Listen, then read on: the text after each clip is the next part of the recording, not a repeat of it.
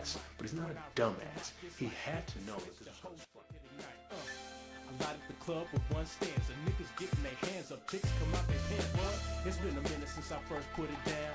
Bought you the 2 drunk hits from. To be honest, I'm a dude.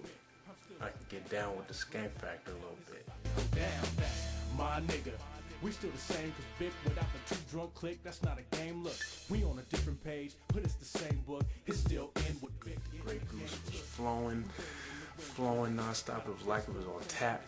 The music was tight, and it was This is aimless, they can't recognize this game. Niggas are gamers, I'm dynamite. When I rock the mic, it's like I cannot be stopped. Oh, the flow so high. What's up, y'all? It's the homie Vik once again, coming at you. Normally I get at you on a Monday night, but right now it's Thursday night, so I'm a little bit more laid back than usual, and I'm a pretty laid back cat, so that's saying a lot. But yeah, you know, the week is winding down, and but I'm still going to get after it, let you know what's been on my mind lately. And first off, the rain in the Bay Area. What is up with the bad weather? I guess I shouldn't really call it bad weather because I don't really believe in bad weather. We need the rain just like we need the sun, and you know, it's just a part of nature, but something we're not real used to, especially on the regular. And for the last few weeks, man, it's just been gray. Every now and then a little break of sunshine, but for the most part it's been real gray, and that's been really rough.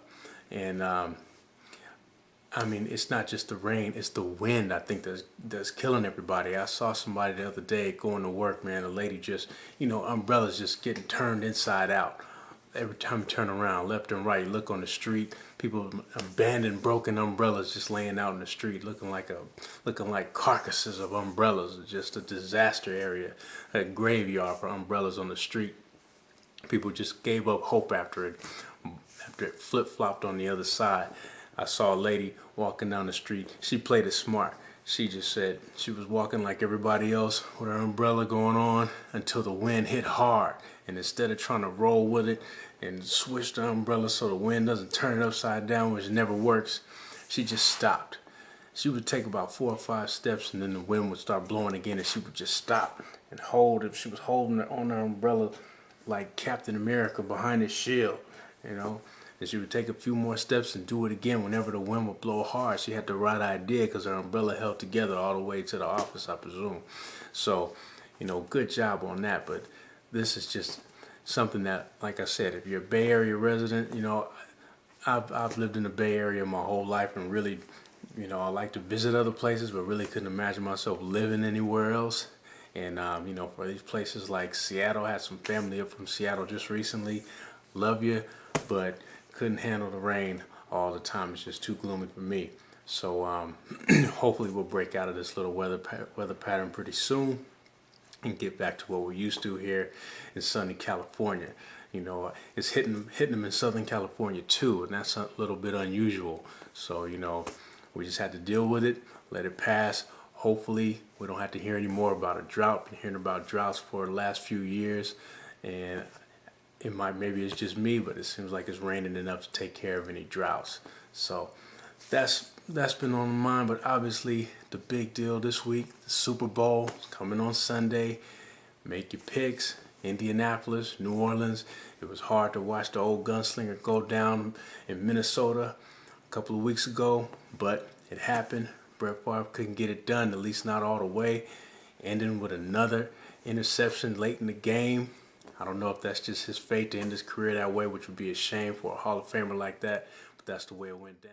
Peyton Manning in the matchup that I was looking forward to, thinking that it was going to be a matchup of Peyton Manning and Brett Favre, the technician versus the gunslinger. That would have been an incredible matchup. It would be interesting to see which style, which technique will win the day, but it looks like it's going to be doesn't look like it. It's definitely going to be the New Orleans Saints and Peyton Manning and the Indianapolis Colts. The New Orleans Saints riding on so much emotion at this point.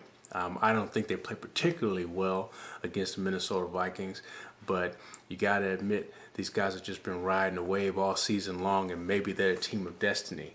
I don't know. You make your call. But before I get into all of that, what's going on with the politics being played in the Super Bowl? You got Tim Tebow coming out of college, hasn't even been drafted yet, and he's doing a public service announcement, anti-abortion ad inside of a break for the Super Bowl. Plus, you got one group who's trying to get their gay matchmaking site commercial with a little bit of probably some controversial footage in the commercial with guys kissing guys. You know the public's not ready for all of that.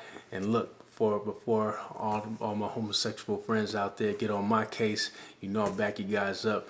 You know I voted no against a Prop 8 and support you guys in your endeavors for equality. But at the same time, all I'm saying is I don't think the Super Bowl is the place, is the venue for these types of, what I call agendas that people are trying to promote. And particularly in the case of Tim Tebow, the gay dating site is not necessarily an agenda that somebody's trying to promote, although you could argue otherwise on the back end of that. But I'm not going to go there. That, for all intents and purposes, is just a commercial about a dating site. It happens to be homosexual, but we know that that's a controversial thing that would be placed in the Super Bowl if it makes it there. CBS has not decided one way or the other whether they're going to air something like that. My guess is that they won't. But I think the folks who are trying to push that know that and really just try to prompt a little controversy, which I don't like at all, when people just start controversy for the sake of controversy. And as far as Tebow goes, this is a young cat. He's got strong opinions. You gotta love him for his faith and his beliefs and sticking true, and for the things that he's done in a positive light for young people, being an inspiration and all that. All that said, again, I don't think the Super Bowl is the place for a political statement like that. And I'm not a big believer. I go back to the old days, man. I remember when it was all about, commercials were about the Bud Bowl and, whether it tastes great or whether it was less filling, and then we got into the point where the halftime shows got so elaborate, where we had to have, Michael Jackson before he passed, or Prince, or now I guess this year is The Who, and these incredible, halftime shows that seem like they feel like an hour long. Gotten to the point where other stations have halftime shows. Even if you're watching the Super Bowl, when the halftime show comes, you can flip to another station and they've got their halftime show. I think it was last year or the year before that where they had the Tom versus Jerry. I guess it was the final battle during halftime. And then you had the pay-per-view lingerie football game or something like that, where the young ladies were wearing the lingerie and playing football. One of my favorites, by the way.